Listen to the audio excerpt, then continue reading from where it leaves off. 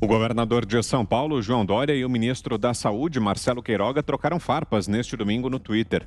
O embate começou quando Dória anunciou a antecipação da vacinação em São Paulo. Outros governadores aproveitaram doses enviadas pelo governo federal para fazer anúncio semelhante.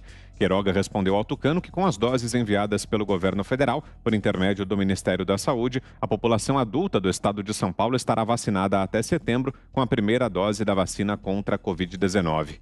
Dória então afirmou: "Quanto recalque, ministro. Bom domingo e uma ótima semana. Por aqui, vacinando. #acelera." A deputada Carla Zambelli também entrou na discussão para defender o governo Bolsonaro. Aspas. "Olha, uma galinha cantando nos ovos que outra botou." Fechou aspas. Até o momento, o governo federal entregou a estados quase 110 milhões de doses. Governadores, no entanto, aplicaram 77 milhões de doses. Augusto. Olha, a população adulta é que precisa servir de base de cálculo. Vamos começar por aí. Então, os jornais se negam a fazer isso. Eles calculam o índice de vacinação em relação à população total do país. Mas só quem tem mais de 18 anos será vacinado.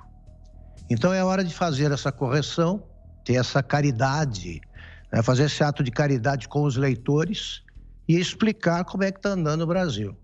Neste momento, a AstraZeneca está sendo aplicada em volume muito maior do que a Coronavac, porque a China e o governo estadual atribui isso, o governo paulista atribui isso à crise diplomática, nada disso, a China faz de sacanagem. Veja que quem assinou o contrato foi o governo de São Paulo e o governo chinês, laboratório chinês, mas tudo passa pelo governo numa ditadura. Então, tem que resolver esse problema. Estão vacinando mais com a AstraZeneca. O governo está entregando, o ministro está trabalhando e continua esse tipo de crítica, não tem fim, né? Nada é feito de bom. O ministro da Saúde prometeu vacinar a população adulta até outubro. Não sei se é essa a data exata, que fique até novembro, digamos. Mas é a população adulta e está andando. Agora, o governo federal não está fazendo nada. Só os estados. Então, os estados que assumam também a responsabilidade pelos crimes cometidos. Porque até agora os governadores estão sabotando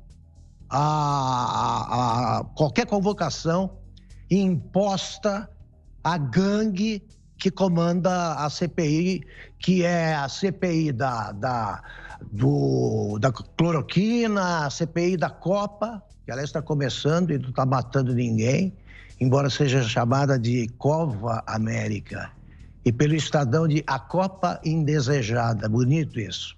Está andando tudo direito e nada é admitido por essa oposição atarantada, né, e desesperada porque não consegue achar o tal caminho do meio. Vitor, o governador de São Paulo também precisa apresentar os danos econômicos no estado dele, o estado mais rico do país, um dos estados mais ricos aí da América Latina, em relação ao lockdown eterno que ele impôs no estado, né? Quanta gente que teve que fechar os seus negócios, seus bares, suas lojas, e quanta gente ainda amontoada, né, no transporte público, nos metrôs, nos ônibus aí, e uma completa vista grossa em relação a isso. Uma das medidas, Vitor, no Texas, a gente fala muito do Texas, né, que o Texas e a Flórida são dois estados que levantaram várias restrições dentro da pandemia. A Flórida lá atrás, em setembro do ano passado, o Texas agora em março. O que eles fizeram? Uma das medidas que é interessante a gente observar até a longo prazo, né, para a gente estudar aí os números. Eu acho que o Texas e a Flórida, eles ensinarão muita coisa a longo prazo.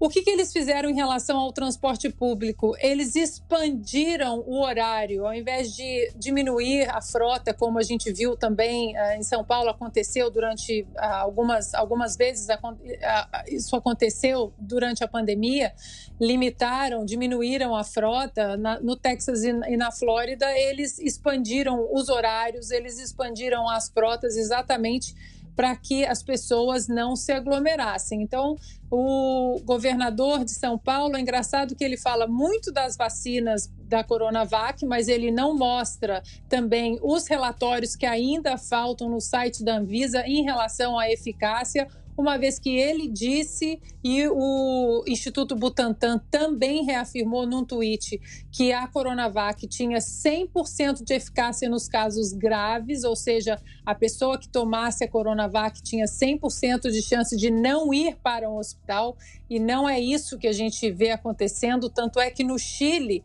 onde a vacinação está bem acelerada, os números de contágio e internação, esses números estão crescendo também, então é preciso que o governador de São Paulo coloque uma transparência para a população em relação à vacina e não apenas antecipe uma vacinação sem colocar os números que a população quer saber, se é 30%, 90%, 60%, que os números sejam colocados da maneira correta. Existem muitas perguntas ainda em relação às vacinas.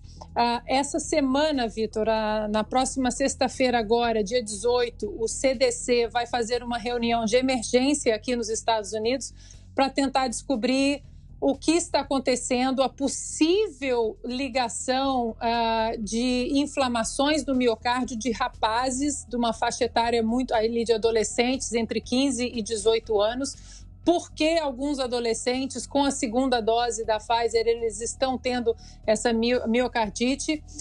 Ainda não se sabe se essa relação das vacinas com essas inflamações do miocárdio, isso está relacionado, mas o CDC chamou uma reunião de emergência para essa sexta-feira porque os números estão acima dos normais.